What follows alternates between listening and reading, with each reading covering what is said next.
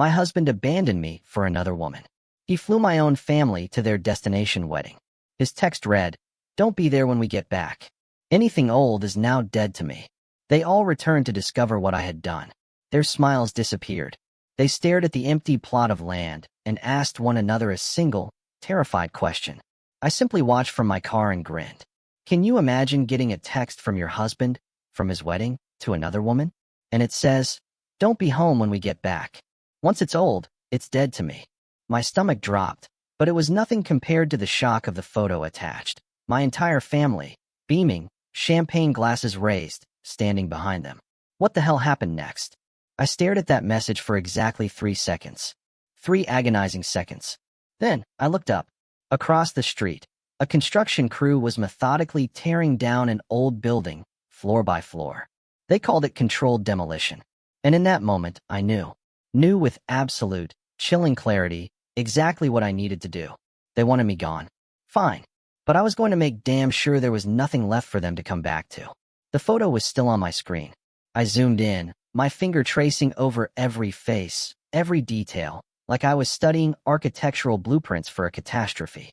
Samuel was there, right in the center, in a tuxedo I'd never seen before. Expensive, perfectly tailored, the kind that costs thousands. Next to him, Clara Ashford, 28, blonde, soft waves, in a white dress that probably came from some fancy Boston boutique I'd walked past 100 times, but never entered because I was always too busy working. But it wasn't Samuel or Clara that made my hands tighten around the phone until my knuckles ached. It was everyone standing behind them. My mother, Patricia, was wearing lavender, her favorite color, the same shade she'd worn to my wedding 12 years ago. She was beaming at the camera, champagne glass held high, looking happier than I'd seen her look in years. Next to her, my father, Robert. He looked uncomfortable, sure, but he was there. Present. Participating. Not protesting. Not refusing. Just standing there like this was normal family behavior. My sister, June, held a bouquet. An actual bouquet. Like she was part of the wedding party. Like she hadn't spent the last year telling me I needed to be more supportive of Samuel's career. More understanding when he worked late. More flexible when he canceled our plans. And Marcus, my baby brother. The one I put through college when our parents couldn't afford it. The one I helped with rent for 6 months when he lost his job. The one who called me his hero at his graduation. He was grinning in that photo. Chillingly grinning, like attending my husband's wedding to another woman was just another fun family vacation. I sat there in my car, outside the Meridian Tower construction site, phone in my lap, trying to process what I was seeing. Trying to make it make sense. But it didn't. None of it made sense. Across the street, the demolition crew worked on a 1960s office building that had been condemned months ago. I'd watched them start the teardown 3 days earlier. No explosives. This was surgical. Controlled. They removed windows first, then interior walls, then support beams. Floor by floor, section by section. The building was coming down in a carefully orchestrated collapse. The foreman stood near the perimeter fence, tablet in hand, monitoring every strike of the excavator. Nothing was random. Nothing was emotional. It was pure, calculated precision. That's when the clarity hit me. Absolute. I opened my phone's photo gallery and started scrolling backwards. 12 years of marriage in digital form. Our wedding day. Samuel looking at his phone during the reception. Our 5th anniversary trip to Maine. Him disappearing for hours, claiming work calls. Last Christmas, when he insisted we spend it apart because he needed space to think. Every vacation where he was physically present, but mentally elsewhere. Every dinner where he checked his messages under the table. Every late night at the office that I believed without question. I'd been building our future, while he'd been building an exit strategy. Samuel Vaughn, my husband of 12 years. Regional sales manager for a tech company. That's what he told people. That's what I told people. But regional sales apparently involved a lot of hotel rooms and very few actual sales reports. I'd never questioned it because I was too busy running my architecture firm. Too busy designing buildings and managing clients, and working 80-hour weeks to notice that my husband was designing a completely different life. Clara Ashford. She worked in his office. Marketing coordinator. I'd met her once, at a company holiday party 2 years ago. She'd seemed nice. Quiet. Forgettable. I remembered thinking she looked young. Too young to be taken seriously in a professional environment. Now I understood. She wasn't hired for her marketing skills. We never had children. Samuel always said the timing wasn't right. We should wait until the business was more stable, until we had more money saved, until we traveled more, until I believed him. Because I wanted to believe him.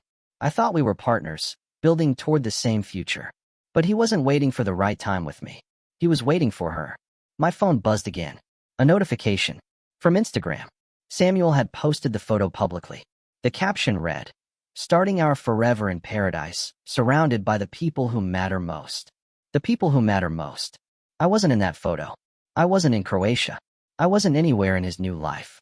I was home, in Boston, sitting in my car outside a construction site, reviewing blueprints for the Meridian Tower, the biggest commercial project of my career. The project that would define my firm's reputation. The project I'd been pouring myself into for 9 months while my husband planned his wedding to someone else. The demolition crew across the street brought down another section of the building.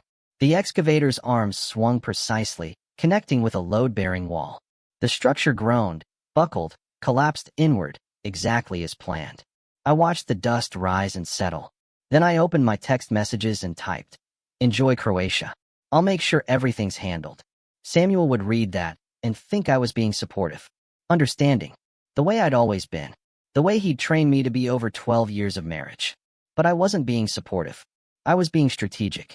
I scrolled through my contacts and found Nicole Ferrara, my attorney, the woman who'd helped me structure my LLC when I started my firm. The woman who'd insisted 5 years ago that Samuel sign a post-nuptial agreement when I expanded the business. The woman I'd kept on retainer, even though Samuel thought it was paranoid. She answered on the second ring. "Hazel, what's wrong?"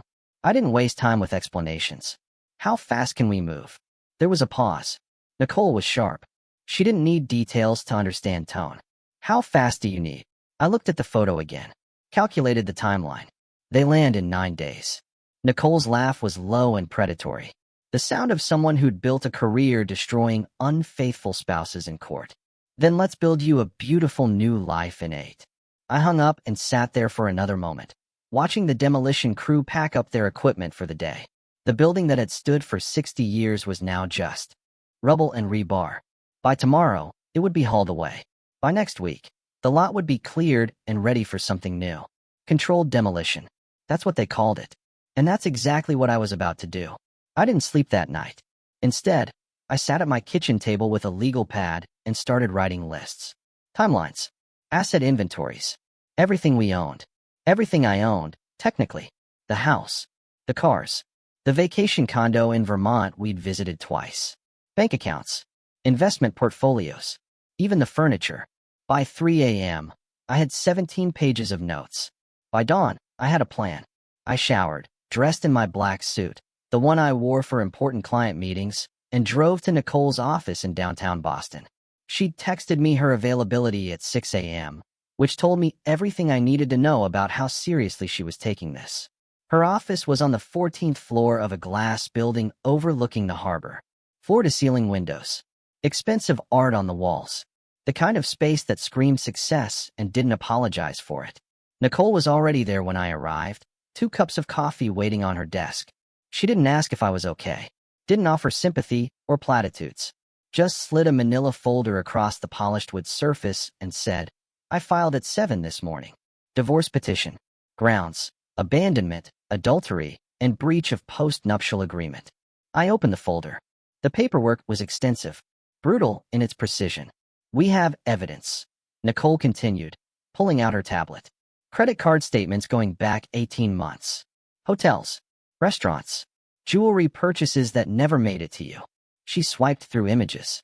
Receipts from places I'd never been. Charges on dates when Samuel told me he was working late. "There's more," she said, and her voice took on an edge. I recognized the tone she used when she was about to destroy someone in court. "Remember that laptop he left open last month? The one you mentioned when we had coffee?" I nodded. I'd been reviewing contracts one evening when Samuel's laptop chimed with a message notification. He was in the shower. The screen was unlocked. I'd glanced over, seen Clara's name, and made a decision I didn't fully understand at the time. I'd started forwarding myself emails. "I went through everything you sent me," Nicole said. We have 18 months of correspondence between Samuel and Clara. Planning, scheming, and this. She turned the tablet toward me. An audio file, time-stamped from 6 weeks ago. She pressed play. Samuel's voice filled the office. Tiny through the speakers, but unmistakable. Don't worry, babe. Once I get the money from the house, we can leave sooner. She'll never know until it's too late. Clara's laugh. Light. Carefree. You're terrible, but I love it. I love you, Samuel said. This time next year, we'll be in our place. She'll still be in that office, working herself to death, and we'll be living our actual lives. Nicole stopped the recording. I sat there staring at the tablet, feeling nothing. Absolutely nothing. The words should have hurt. Should have made me angry. Should have done something. But I just felt cold. He'll be served tomorrow morning at his office, Nicole said. 9 a.m. sharp. I'm having a process server hand-deliver the papers in front of his colleagues, including Clara. I looked up at her. Is that necessary? Nicole's smile was sharp. You're paying me to win, Hazel. Not to be nice. I signed the papers without reading them. Nicole had never steered me wrong. 5 years ago, when I'd expanded my firm and brought her on retainer, she'd insisted Samuel sign a post-nuptial agreement. I had resisted at first. It felt unromantic, cynical, like I was planning for failure. You're not planning for failure, Nicole had told me. You're protecting what you've built. There's a difference. Samuel had signed it without reading. I remembered him sitting at that same desk, barely glancing at the document, scrolling through his phone while Nicole explained the terms. He'd seemed annoyed by the whole process. Impatient. Now I understood why. He'd already been planning his exit. The postnup just made it more complicated. After signing, Nicole and I spent the next 3 hours going through finances. She had her assistant pull up every account, every asset, every line item from the past 12 years of our marriage. Joint checking account. My deposits totaled $673,000. Samuel's deposits totaled $3,400. I stared at that number for a long moment. $3,400 over 12 years? Where did his salary go? Nicole pulled up his personal account statements. The ones he didn't know I had access to because I'd been listed as a secondary on the account when we first got married, and he'd never removed me. Restaurants. Hotels. A recurring charge to a jewelry store in Cambridge. Monthly payments to a storage unit I'd never heard of. He's been building a separate life for at least 2 years, Nicole said. Maybe longer. The house was titled solely to my LLC. Purchased 3 years before we married as a business investment property. Samuel had never contributed to the mortgage, the property taxes, the insurance, or the renovations. Legally, he had no claim to it. The cars?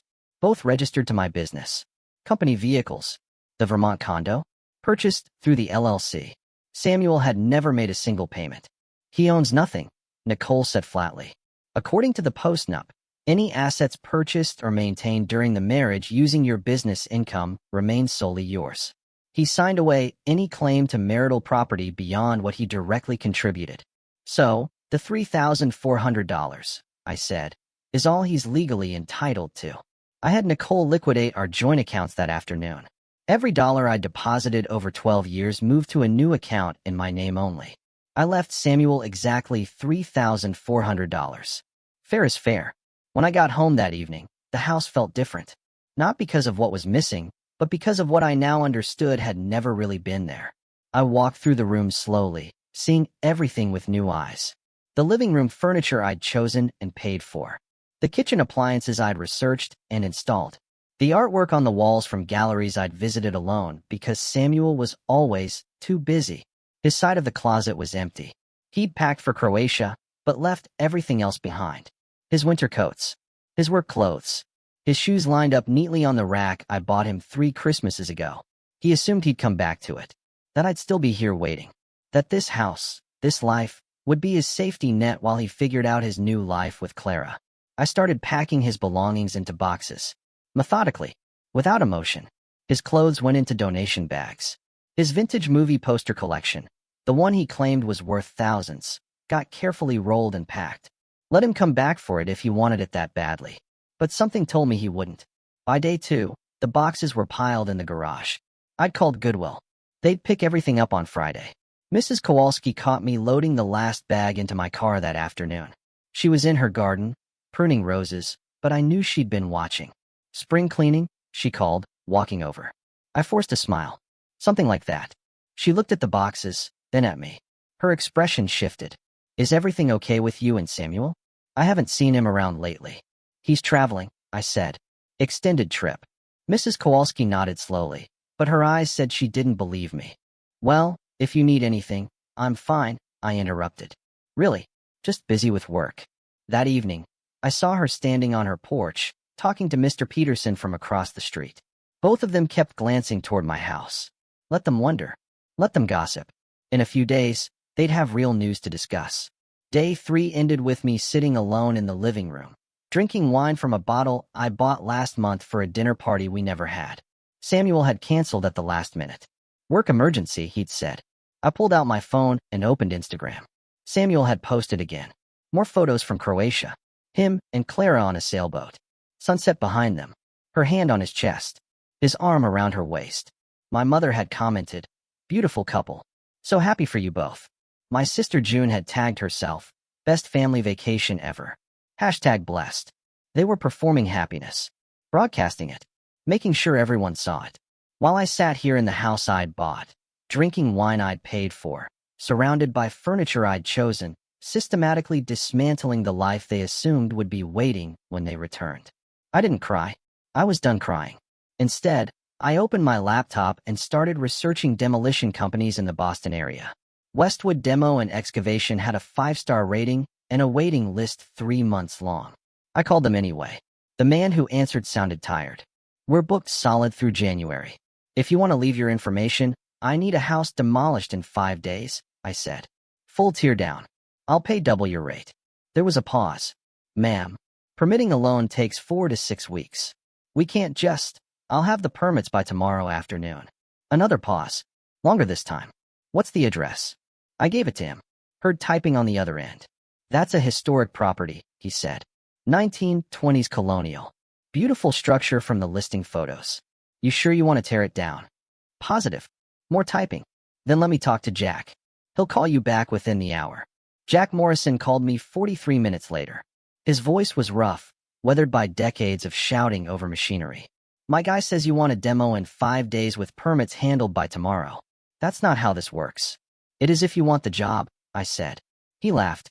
Not amused, just surprised. Lady, I've been doing this for 30 years. Nobody gets permits that fast. Not even developers with city council connections. I'm an architect, I told him. I've designed half the commercial buildings going up in Boston right now. I know every planning commissioner by name. I know which ones owe me favors. The permits will be ready by 2 p.m. tomorrow. Silence. Then, you're serious. Completely. Why the rush? I could have lied. Could have said I had buyers lined up or development plans ready. But something about Jack's directness made me answer honestly. My husband married someone else last week while I was home working. Took my entire family to Croatia for the wedding. Now they're coming back expecting everything to be exactly as they left it. Jack was quiet for a long moment. Then, what time tomorrow works for you? We met at the house at 10 a.m. the next morning. Day 4. Jack pulled up in a pickup truck that had seen better decades. Climbed out wearing work boots and a flannel shirt that had more paint stains than original fabric. He walked the property slowly. Studied the foundation. Checked the roofline. Examined the walls. Took photos and measurements and notes on a clipboard that looked like it had survived multiple construction sites. Solid structure, he said finally. Great bones. You could renovate this, flip it for $3 million easy. I don't want to renovate it. He looked at me. Really looked.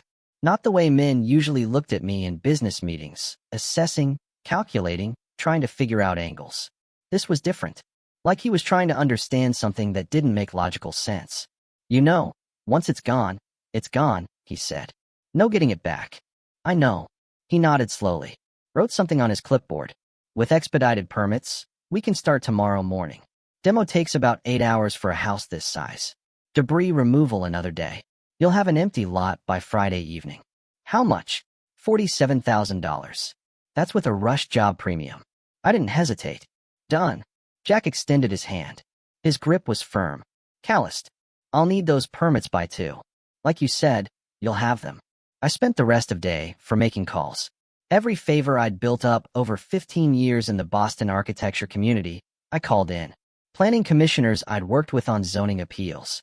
building inspectors who'd fast-track my projects, city officials I'd help with pro bono designs for public spaces. By 1:30 p.m., I had every signature I needed. By 2 p.m., Jack had the permits in hand. "I'll be damned," he said, looking at the paperwork. "You actually did it. I told you I would." He folded the permits, tucked them in his truck. "We start at 6 a.m. You want to be here?" "Wouldn't miss it." After Jack left, I went back inside the house. I needed to finish clearing Samuel's home office. Most of his stuff was already boxed, but his filing cabinet remained. I opened the bottom drawer and found a folder tucked in the back. Manila, unlabeled, hidden behind tax returns from 6 years ago. Inside were loan applications. 4 of them, all denied, all dated 6 months ago. Applications for a second mortgage on the house. My house, the one owned by my LLC. I read through each one carefully. Samuel had listed himself as sole owner, had forged my signature on the initial documentation, had claimed the property was jointly owned and that I'd verbally agreed to the loan. Of course, the applications had been rejected because the title search showed the house belonged to my business, not to Samuel or to us jointly. But he tried. He'd actually tried to steal equity from my property to fund his exit. I found more in the folder. Printed emails between Samuel and Clara.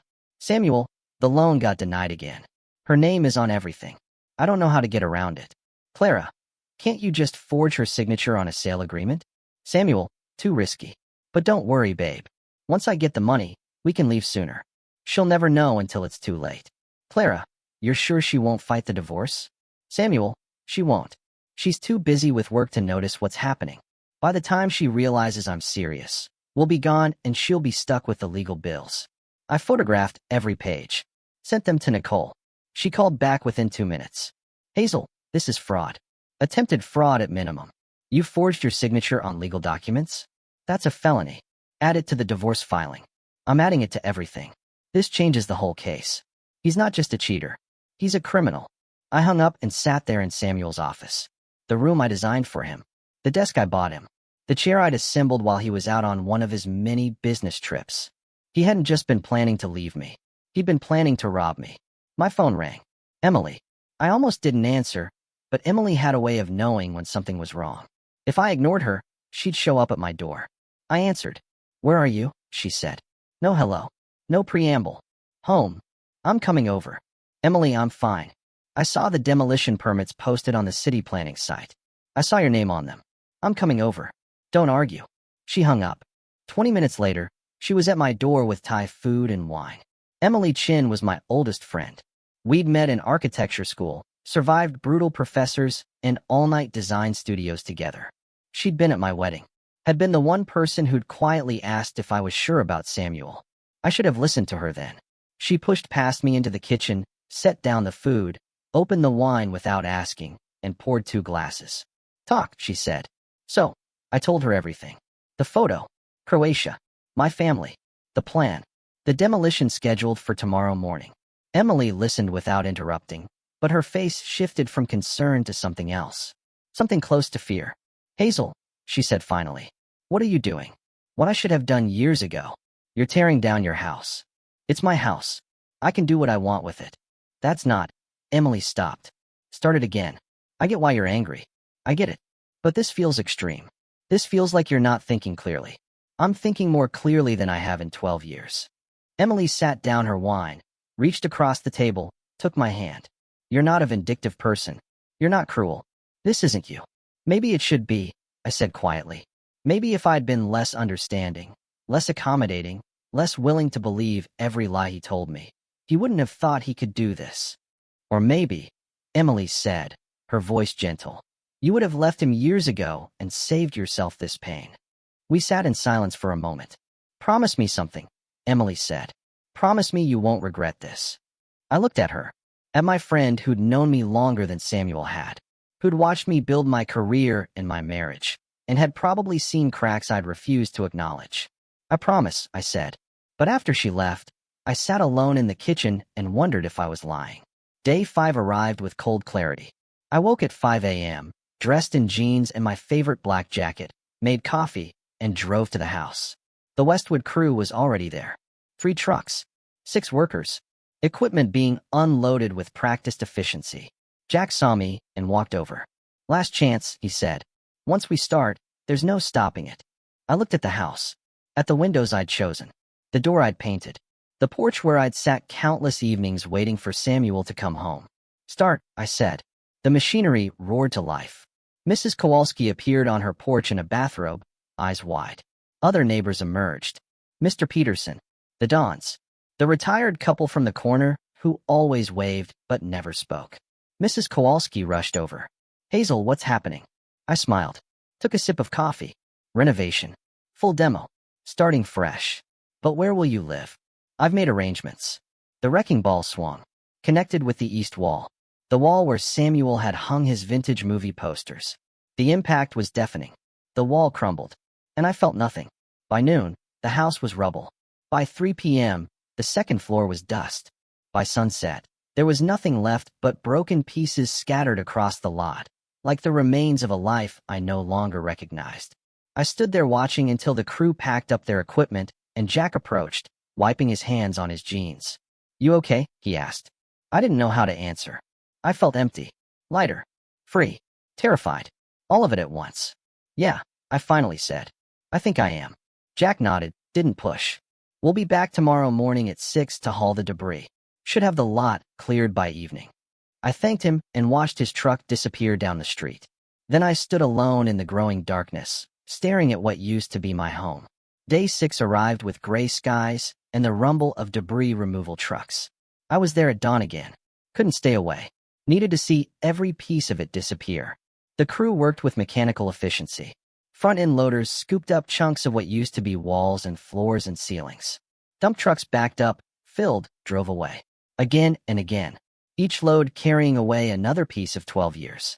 I watched the kitchen island get loaded into a truck. The marble countertops I'd chosen from a supplier in Cambridge. The custom cabinets I designed myself. We'd eaten our first meal in this house at that island. Takeout Chinese because we were too exhausted from moving to cook. Samuel had toasted with a beer bottle. "To our future," he'd said. I wondered if he'd already been planning his exit then, or if that came later. The mantle went next. I'd hung our wedding photo there for 6 years before taking it down. I told myself it needed reframing. The truth was, I couldn't look at his smile anymore without wondering if it had ever been real. The deck we built 3 summers ago, the one where we were supposed to grow old together, drinking coffee and watching sunsets, was broken into pieces and hauled away by 11 a.m. By afternoon, the lot was nearly clear. Just dirt and scattered debris. The crew brought in a grader, leveled everything, smoothed it out. By evening, it was done. I stood at the curb, staring at empty space where a $2 million home had existed 24 hours ago. A woman jogged past, stopped, looked at the lot, then at the neighboring houses, then back at the lot. "Didn't there used to be a house here?" she asked. I turned to her, kept my expression neutral. Must be thinking of a different street. She frowned, clearly confused. I could have sworn. She shook her head. "Never mind. Sorry." She jogged on. I watched her go and felt something close to satisfaction. It was working. I was erasing us. My phone rang. June's name flashed across the screen. I almost didn't answer, but curiosity won. "Hazel." Her voice was bright, cheerful, completely oblivious to what she'd participated in.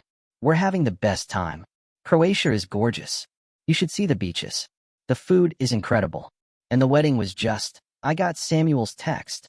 I interrupted. Silence. Then, "Oh, that." Her tone shifted immediately. Less bright, more defensive. "Look," she continued. "We didn't want to get involved in your marriage problems. But Samuel said you two had been over for a while. He said you knew about Clara. That you'd both agreed to." I agreed to nothing. I said. My voice came out colder than I intended. "He's lying to you. He's lying to all of you." June sighed. That exasperated sound she always made when she thought I was being difficult. "You always do this, Hazel. Always assume everyone's against you. But Samuel loves you. He needs something different now. Someone who makes him happy." The words landed like a physical blow. "Someone who makes him happy." I repeated slowly. "I made him happy for 12 years, June. I put you through college when Mom and Dad couldn't afford it. I helped them with house payments when Dad lost his job. I've held this family together while all of you, we have to go." She cut me off. "The reception's starting. We'll talk when we get back." Okay. The line went dead. I stood there staring at my phone, processing what had just happened. They weren't just attending his wedding. They were defending him. They'd chosen his side. All of them. I called Nicole. I need to move faster. I told her. They land in 3 days. Already on it, she said. Come to my office tomorrow. I have something you need to see. I met Nicole at her office on day 7. The skyline outside her windows was gray with clouds threatening rain. She had a folder waiting, thicker than the others. I did some digging on Clara Ashford, Nicole said, sliding it across her desk. Turns out your husband has interesting taste in women. I opened the folder. Financial records. Background checks. Family information. Clara Ashford wasn't just some 28-year-old marketing coordinator living paycheck to paycheck. She came from money. Serious money. Her father, Richard Ashford, owned Ashford Auto Group, a chain of luxury car dealerships across Massachusetts, 17 locations. Revenue in the hundreds of millions. Clara's trust fund alone was worth over $2 million. She doesn't need Samuel's money, Nicole said. But Samuel definitely needs hers. She flipped to another section. Bank statements showing wire transfers from Clara to Samuel over the past year. $10,000 in March. $15,000 in June. $25,000 in September. $50,000 total. What was he telling her? I asked. Nicole pulled up emails she'd subpoenaed from his account. Samuel to Clara. The house is almost paid off. Once the divorce is final, I'll have access to the equity. We can buy that condo in Miami you liked. Clara to Samuel. How much equity are we talking? Samuel, at least $1 million, maybe more. She doesn't pay attention to finances. She'll sign whatever I put in front of her. I read it 3 times. He's been conning her, I said slowly. Nicole nodded. Probably the same way he tried to con you. Except Clara's family has money and connections. Her father's lawyers are already involved. They had her sign a prenup before the wedding. Samuel gets nothing if the marriage ends. Does he know that? I don't think so.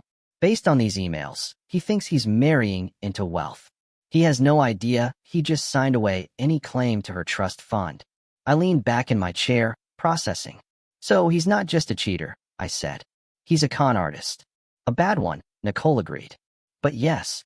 Suddenly, my revenge felt bigger than just me. This wasn't just about what he'd done to me.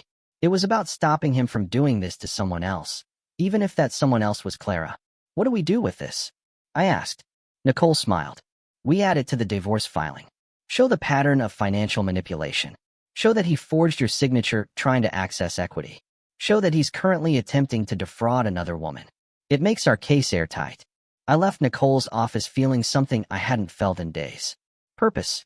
That evening, alone in my new apartment, the penthouse I'd rented last week in Back Bay, with skyline views and no memories, I sat down at my desk and pulled out a sheet of paper. I started writing. Dear Mom.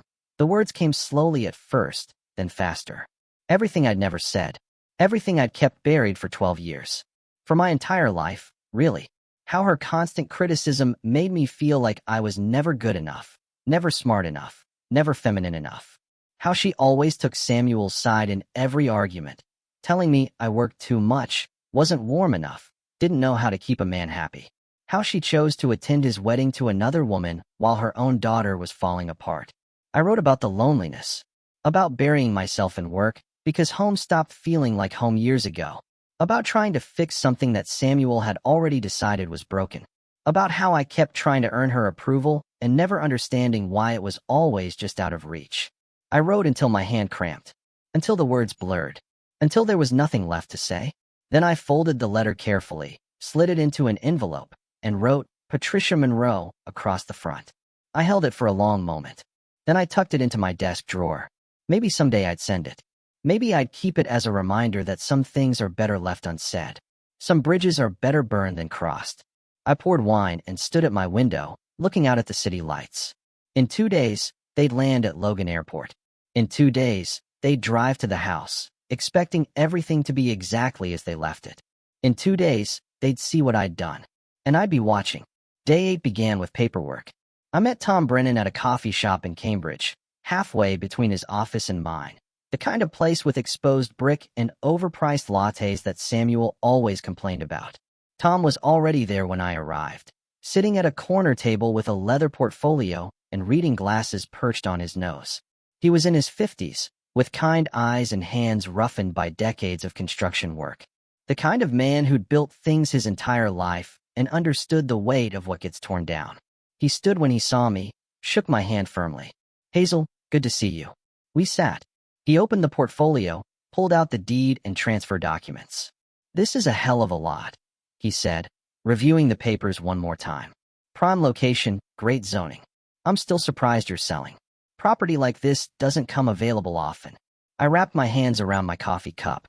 The heat felt grounding. "Time for a change," I said simply. Tom nodded. Didn't push. He signed where his attorney had flagged, then slid the documents across the table. I signed my name on 6 different pages. Witnessed. Notarized. Final. Just like that, $3.2 million transferred into my business account. Tom shook my hand again. "Good doing business with you. And if you ever need architectural work for future developments, give me a call. I've seen your designs." "You're good." "I will," I said. "Thank you." He gathered his papers, stood, paused. "I hope, whatever you're starting fresh from, I hope it's worth it." I watched him leave, then sat alone at that table for another 20 minutes, staring at the signed documents in front of me. The house was gone. The money was mine. Samuel and my family were returning tomorrow. There was no going back now. I drove to the parking garage where I'd left my car and sat behind the wheel for 20 minutes, hands gripping the steering wheel, breathing slowly, deliberately. I wasn't scared, but I wasn't entirely sure I was okay either. The penthouse I rented last week was in Back Bay, 17th floor. Floor-to-ceiling windows overlooking the city. 2 bedrooms, even though I only needed one. Modern kitchen with appliances I'd probably never use. The kind of place I'd always wanted, but never suggested to Samuel because he thought downtown living was too flashy and not practical. I'd moved in 3 days ago with the few things I'd taken from the house. My clothes, my laptop, my favorite chair from the home office. Everything else was new. Furniture I'd ordered online and had assembled by professionals. Dishes I'd never eaten off of. Towels that still had tags. It was beautiful.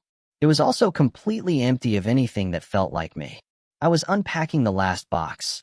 Books, mostly, when my doorbell rang. Emily stood in the hallway holding 2 bottles of wine and an expression that said she was prepared to stage an intervention. "We need to talk," she said, pushing past me into the apartment.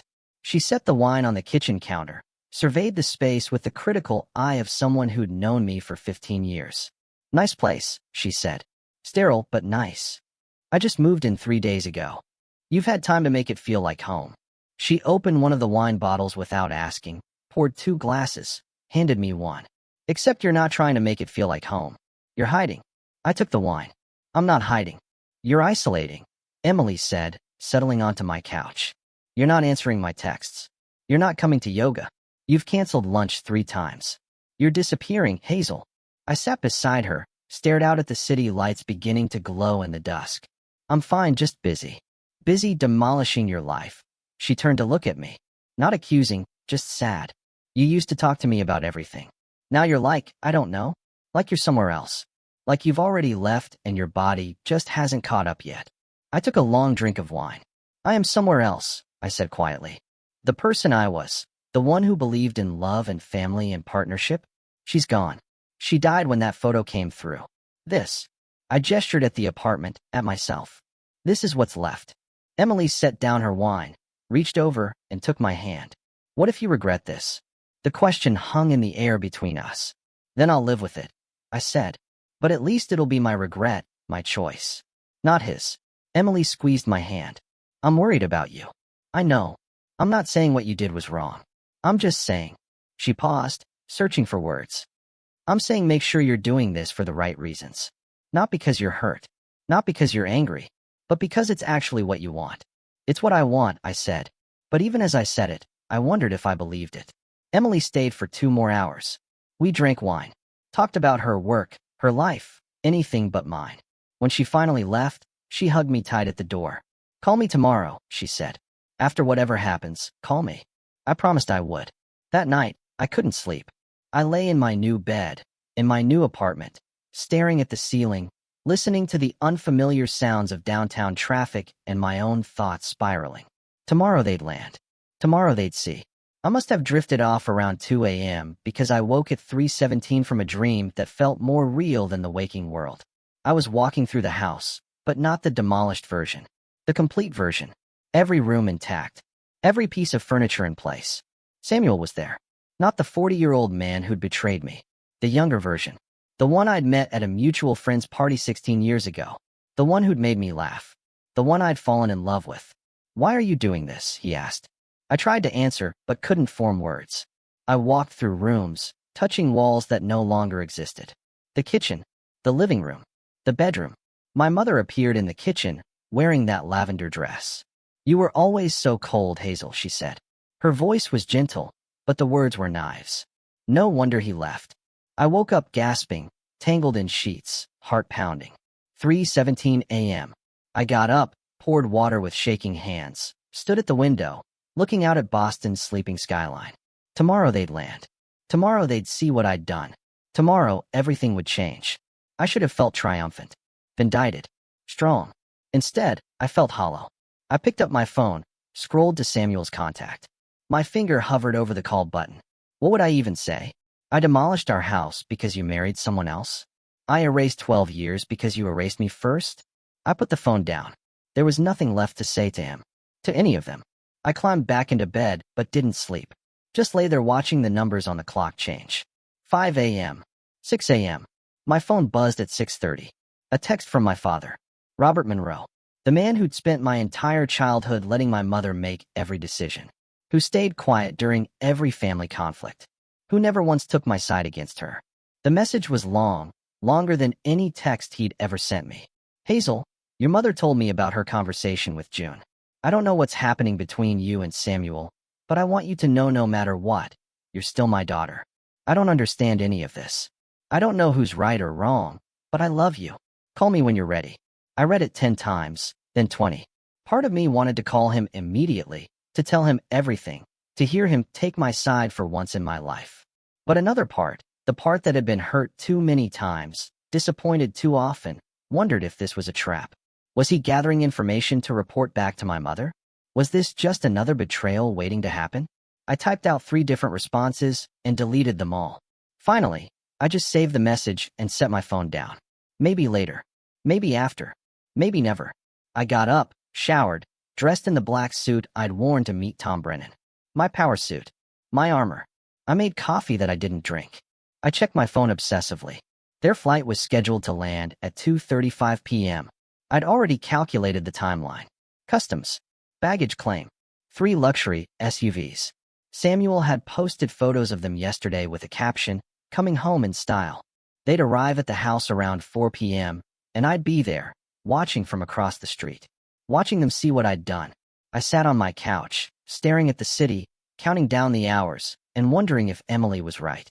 Wondering if I'd regret this. Wondering if the person I'd become in the past 8 days was someone I'd even recognize a year from now. But it was too late to wonder. The house was gone. The money was transferred. The revenge was set. All that was left was to watch it unfold. At 2:35 p.m., their flight landed at Logan.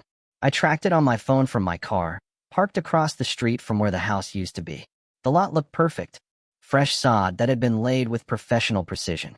Green. Uniform. Undisturbed. I'd even had a small decorative bench installed near the sidewalk yesterday. A touch I couldn't resist. Made the empty lot look intentional, like it had always been this way, like nothing had ever existed here. I was wearing my power suit. Black Armani. Red bottom heels. The outfit I wore when I closed major deals or presented to difficult clients. My armor. Coffee sat in the cup holder, still hot. I'd stopped at the same shop where I'd met Tom Brennan 2 days ago. I checked my phone again. They'd be through customs by now. Collecting luggage. Finding their rental cars. Samuel had posted about the SUVs yesterday. 3 luxury vehicles. Pricey. Coming home in style, his caption had read. I wondered if Clara's father had paid for them. The afternoon was cool. October in Boston. The kind of weather that makes people post about fall leaves and pumpkin spice. Normal people. People whose lives weren't currently imploding. I waited. At 3:58 p.m., the first SUV turned onto the street. Then the second. Then the third. My heart rate didn't change. My hands didn't shake. I just watched. They pulled up to the curb, or rather, to where they expected the driveway to be. The engines cut. Doors opened. Samuel emerged first from the middle vehicle. Suntanned. relaxed, wearing a linen shirt that probably cost $200. He stretched, said something to Clara that made her laugh. Clara stepped out next. Blonde hair in waves, white sundress, the ring on her left hand catching the afternoon sun. She looked happy, carefree, like someone who just returned from the best vacation of her life. My mother came next from the lead SUV. Designer sunglasses, lavender scarf, the same shade she'd worn in the wedding photo. Then my father, looking tired, confused already, even though he hadn't seen the lot yet. June emerged, scrolling through her phone. Marcus started unloading luggage. Suitcases, duty-free bags, souvenirs from a trip that had celebrated my marriage ending. They were all smiling, laughing, talking over each other about the flight, the food, the memories they'd made, until Samuel turned toward where the house should be. His body went rigid. The smile disappeared. He took 2 steps toward the lot and stopped. Just stopped. Clara noticed first. Babe. He was still holding a shopping bag, still half smiling. What's wrong? Samuel didn't answer. Couldn't answer. He was staring at the empty space like it was a puzzle his brain couldn't solve. Clara followed his gaze. Her smile faded. The shopping bag slipped from her fingers. Where's? She started, stopped. Where's the house? My mother's voice cut through the confusion like a knife. Robert. Robert. She grabbed my father's arm, her voice climbing toward hysteria. Where is it? Where's the house? My father turned. His face went pale. June's phone clattered to the sidewalk. Marcus dropped 2 suitcases. For a moment, no one moved. They just stood there on the sidewalk, surrounded by luggage and shopping bags, staring at pristine green grass and empty space where a $2 million home had stood 9 days ago. Samuel spun in a circle, looked at the neighboring houses. The Kowalskis' place to the left, the Petersons to the right, both exactly where they'd always been. He looked at the mailbox, still standing at the curb, the numbers clearly visible. The right address. What? His voice came out strangled. What they? That's when Tom Brennan's truck pulled up. He'd been driving past, saw the commotion, and pulled over. Good man. Exactly the kind of timing I'd hoped for, but hadn't counted on. Tom got out of his truck, approached cautiously. Can I help you folks? Samuel charged him. What did you do to my house? He was shouting now, veins bulging in his neck. Who are you? Tom held up his hands, genuinely confused. Whoa, buddy. I don't know what you're talking about. My house. Samuel pointed at the lot. There was a house here. Where is it? Tom glanced at the lot, then back at Samuel. I just bought this property yesterday. Legally. Clean title. Empty lot. I don't know what, empty. Samuel's voice cracked. It wasn't empty. There was a house. My house. My home. Tom pulled out his phone, pulled up the listing photos. The beautiful empty lot. The fresh sod. Potential. See, this is what I bought. You got the wrong address or something. My mother had started hyperventilating. June was on her knees, picking up her phone with shaking hands. Marcus just stood there, mouth open, looking between the lot and Samuel like he was watching a magic trick he couldn't figure out. That's when my mother saw me. I'd rolled down my window, elbow resting on the frame, coffee cup in hand, just watching. Hazel, she shrieked it. Not like a name. Like an accusation. Like a curse. What did you do? Everyone turned. I took a slow sip of coffee, set the cup down carefully, opened my car door, and stepped out. I dressed for this moment like I was presenting to a board of directors. Everything deliberate. Everything calculated. I walked toward them slowly. Not rushing. Not hesitating. 6 feet away, I stopped. Close enough to see their faces clearly. Far enough to stay safe. Oh, hey everyone, I said. My voice was pleasant. Casual. Like I was greeting them at a barbecue. How was Croatia? Did you get my text about handling everything? Samuel stared at me. His face cycled through expressions too fast to track. Confusion. Disbelief. Dawning horror. You? He took a step toward me. Clara grabbed his arm, but he shook her off. You demolished our house. His voice cracked on the last word. I tilted my head slightly. Not our house, Samuel. My house. My business asset, owned by my LLC. And technically, I didn't demolish it myself.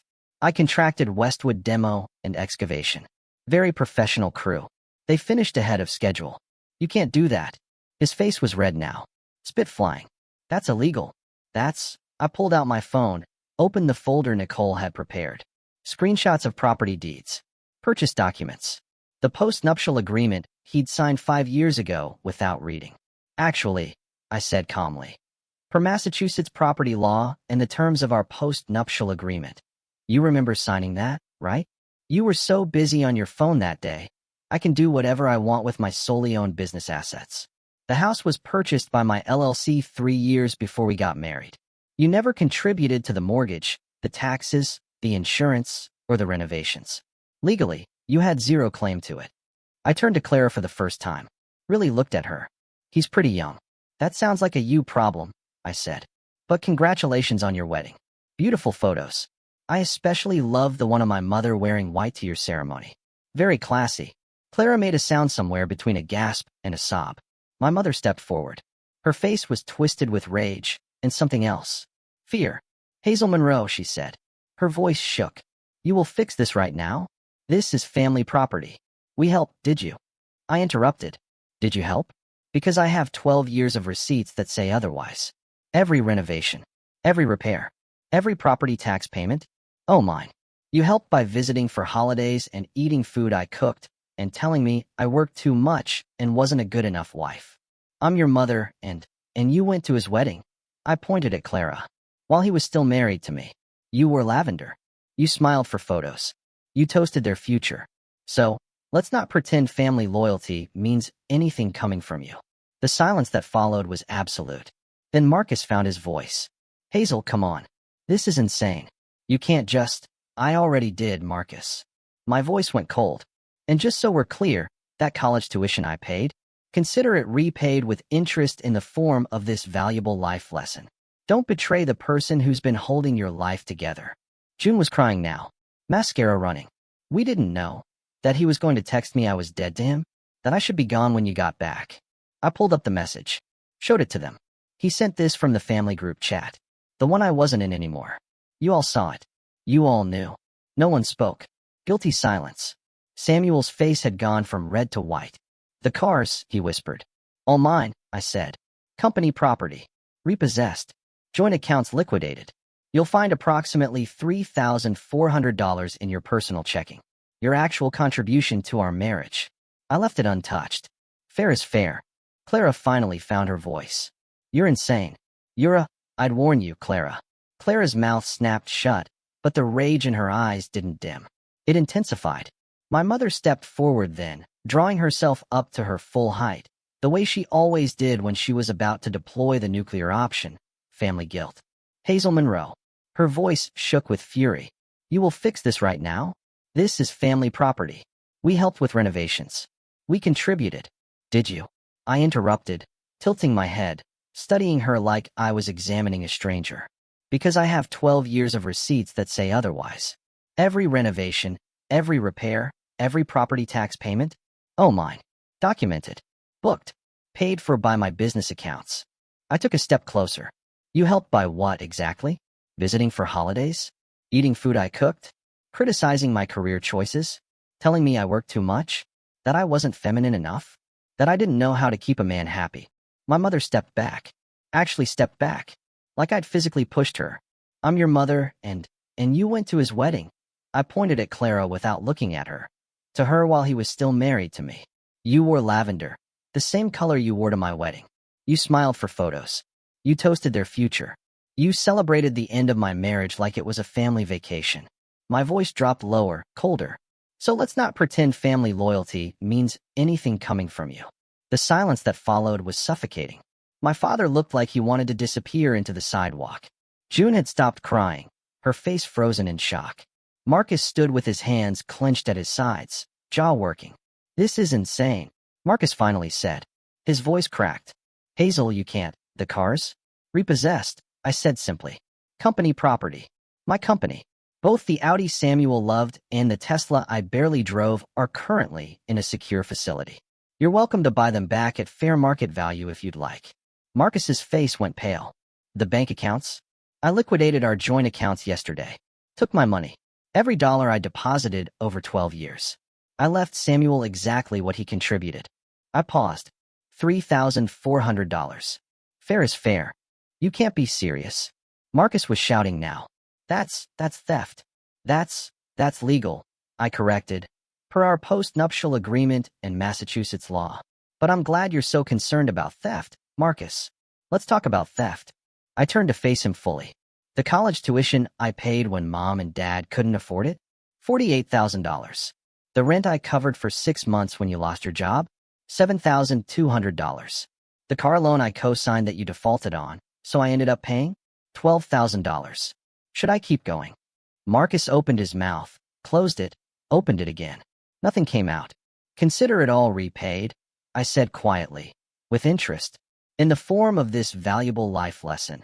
Don't betray the person who's been holding your life together.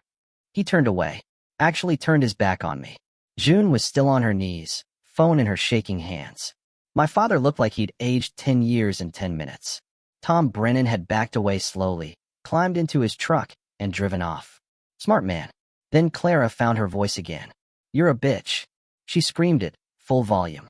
Her pretty face twisted into something ugly and raw. All the soft sweetness from the wedding photos was gone. This was real. Clara, you're a vindictive, cruel, pathetic.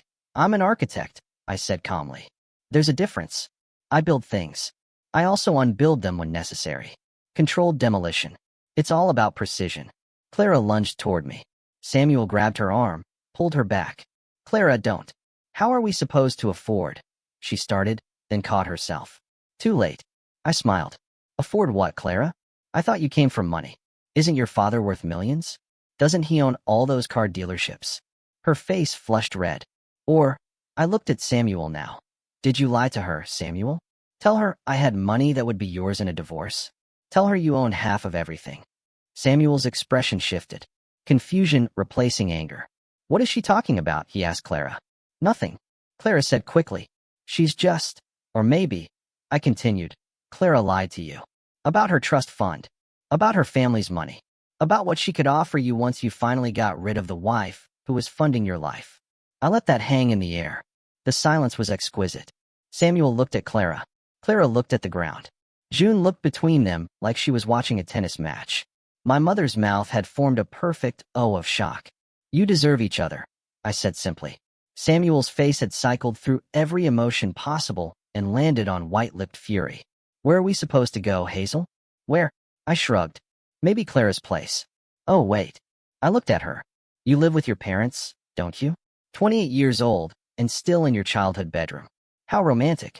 I'm sure they'd love to host your new husband. Clara made a strangled sound. I turned toward my car, then stopped. One more thing. Oh, and Samuel, I filed for divorce on Monday. You'll be served at your office tomorrow morning, 9 a.m. sharp. My attorney is Nicole Ferrara. You should look her up. She's never lost a case. You can't do this. Samuel shouted. I'll sue you. I'll take you for everything. I pulled out my phone one last time, found the audio file I'd been saving for this exact moment. And just so we're all clear about who the victim is here. I hit play. Samuel's voice filled the street. Tiny through my phone speaker, but unmistakable. Don't worry, babe. Once I get the money from the house, we can leave sooner. She'll never know until it's too late. Clara's response. Light. Carefree. You're terrible, but I love it. I love you. This time next year, we'll be in our place in Miami. She'll still be working herself to death, and we'll be living our actual lives. I watched their faces while it played. Clara in shock. Mouth open. Eyes wide. My father's confusion turning to understanding, turning to something that looked like shame. My mother's horror, hand over her mouth. Marcus's disgust. And Samuel's terror, because he knew what was coming. I stopped the recording. He tried to forge my signature on a second mortgage application 6 months ago, I said quietly. Calmly. Tried to steal equity from my house, the one owned by my LLC, to fund your new life together. I looked at Clara. That's fraud, Clara. That's criminal. And I have evidence of all of it. The forged documents. The emails between you two planning how to access my money. All of it. Samuel's legs seemed to give out. He sat down hard on the curb, head in his hands. Clara stood frozen, her face cycling between red and white. So when you sue me, I looked at Samuel, make sure your attorney knows about that. Nicole will be happy to add it to the divorce filing. Criminal fraud tends to affect asset division. Just FYI. I opened my car door. Wait, my father said. His voice was hoarse. Hazel, wait. I paused, looked at him. He looked old. Tired. I didn't know, he said quietly. About the text. About what Samuel said. Your mother told me they'd separated, that it was mutual, that you'd agreed. I agreed to nothing, I said. But you knew that, didn't you? Deep down. He didn't answer. I got in my car, started the engine, rolled down the window one last time. Enjoy finding somewhere to sleep tonight, I said. I hear the Holiday Inn on Route 9 has vacancies. I pulled away slowly. In my rearview mirror, I watched 7 people standing on an empty lot, surrounded by luggage and shattered assumptions. Samuel was still sitting on the curb, head in his hands. Clara was crying now, ugly crying. My mother was yelling at my father about something. June was on her phone, probably trying to find a hotel. Marcus had his arms crossed, staring at the empty lot like he still couldn't believe it was real. And my father just stood there, hands in his pockets, looking smaller than I'd ever seen him. I drove 3 blocks before I had to pull over. My hands were shaking, not from fear or regret, from adrenaline, from the pure, undiluted satisfaction of watching them realize what they'd lost, what they'd thrown away, what they'd underestimated. I sat there for 10 minutes, breathing slowly, letting the shaking subside. My phone started buzzing. Calls, texts, dozens of them. I turned it off, drove back to my apartment in silence. When I got home, I poured a glass of wine, stood at my window, and looked out at the city lights. I'd done it. I'd actually done it. The house was gone. The revenge was complete. They'd seen what I'd done. And I felt, not triumphant, not victorious, just empty, like I'd torn down the house, but couldn't figure out what to build in its place. I called Emily. She answered on the first ring. How did it go? I didn't answer right away. Hazel, she said. Are you okay? I don't know, I said finally. I did everything I planned. Everything went exactly how I wanted. But I don't know if I'm okay. Emily was quiet for a moment. Then come over. Right now? Don't argue. I went. Emily lived in a brownstone in the South End, 3rd floor, with plants on every surface and art on every wall. The kind of home that felt lived in. I knocked. She opened the door immediately, took one look at my face, and pulled me inside. Sit, she said, guiding me to her couch. I'm making tea. Don't argue. I sat. She disappeared into the kitchen. I heard water running, the kettle clicking on, cabinets opening and closing. I stared at a painting on her wall, blues and grays swirling together. I'd always liked it, but never really looked at it before. Emily returned with 2 mugs, sat beside me, didn't say anything, just waited. I did it, I said finally. Everything I planned. It went exactly how I wanted. But I feel empty. The words came out quiet. Broken. I thought I'd feel vindicated, triumphant. They said, I just feel. I stopped, started again. I tore down the house. I got my revenge. I watched them realize what they'd lost. And now I don't know what to do with any of it. Emily set down her tea, put her arm around my shoulders. You did something irreversible, she said gently. That's a lot to process. I don't regret it, I said quickly. I don't. They deserved it. But revenge doesn't fill the hole it creates. I nodded. We sat in silence for a long time. What happens now? Emily asked. I don't know. That night, back in my apartment, my phone wouldn't stop buzzing. 63 missed calls by midnight. Hundreds of texts. My mother, you've destroyed this family. I hope you're proud. June, I can't believe you did this. You're cruel. You're vindictive. I don't know who you are anymore. Marcus, I hope you're happy now. I hope it was worth it. Samuel, you'll regret this. We'll sue. You'll lose everything. Clara, you're a pathetic old woman who couldn't keep her husband. Enjoy dying alone. Even people I barely knew were messaging. Aunt Lorraine, who I hadn't spoken to in 5 years. Your mother is devastated. How could you be so selfish? Cousins, old family friends, people coming out of the woodwork to tell me what a terrible person I was. I blocked them all. Every number except my father's. His message sat at the top of my inbox, unread. I poured wine with shaking hands, stood at my window, looked out at the city lights, and wondered if this was what victory was supposed to feel like. I didn't read my father's message that night. Or the next day. I let it sit there, unopened, while I threw myself into work. The Meridian Tower project needed final approvals. I had 3 client presentations scheduled. My firm was busier than it had ever been, and I used that as an excuse not to think, not to feel, not to process what I'd done. But on the 3rd day, sitting in my office at 2 a.m. because I couldn't sleep, I finally opened it. Hazel, I'm staying at a hotel. Your mother won't speak to me because I said what you did was understandable, even if it was extreme. June won't return my calls. Marcus is furious. I don't know how to fix this family, but I want you to know no matter what, you're still my daughter. I'm proud of you for standing up for yourself, for not letting them walk all over you. I should have done more to protect you growing up. I failed you, and I'm sorry. If you want to talk, I'm here. Dad. I read it 5 times before I could breathe properly. Then I called him. He answered on the second ring. Hazel, can we meet? I asked. Tomorrow. Yes. Anywhere. Name the place. We met at a coffee shop in Cambridge the next afternoon. Neutral territory. Away from memories. My father looked older than I remembered. Gray hair. Thinner. Lines deeper around his eyes. He was wearing jeans and a sweater I'd never seen before. Not the clothes my mother usually picked out for him. He stood when he saw me. Hugged me tight. We sat. Ordered coffee. Didn't speak for a moment. Your mother is threatening divorce, he said finally. His voice was quiet. Resigned. Because I won't condemn you. Dad, I said. I don't want to ruin your marriage. You didn't ruin anything, honey. He looked at me directly. I'm finally seeing clearly what's been broken for years. Maybe decades. Your mother has always needed someone to blame, someone to control, and I let her. I let her criticize you. I let her favor June. I stayed silent when I should have spoken up. You're speaking up now. He smiled sadly. 30 years too late. We talked for 2 hours. About my childhood. About how I'd always felt like I was trying to earn approval that never came. About how my mother's criticism had shaped me into someone who worked constantly, trying to prove I was good enough. About June. How she'd always been the favorite because she was easier, more compliant, less threatening. About Marcus. How I'd stepped into the role of provider because someone had to. I can't fix the past, my father said finally. But I'd like to be part of your future, if you'll let me. I reached across the table, squeezed his hand. I'd like that, I said. It wasn't forgiveness. Not entirely. But it was a beginning. 6 months passed. The lot where my house had stood became the Monroe Heights development.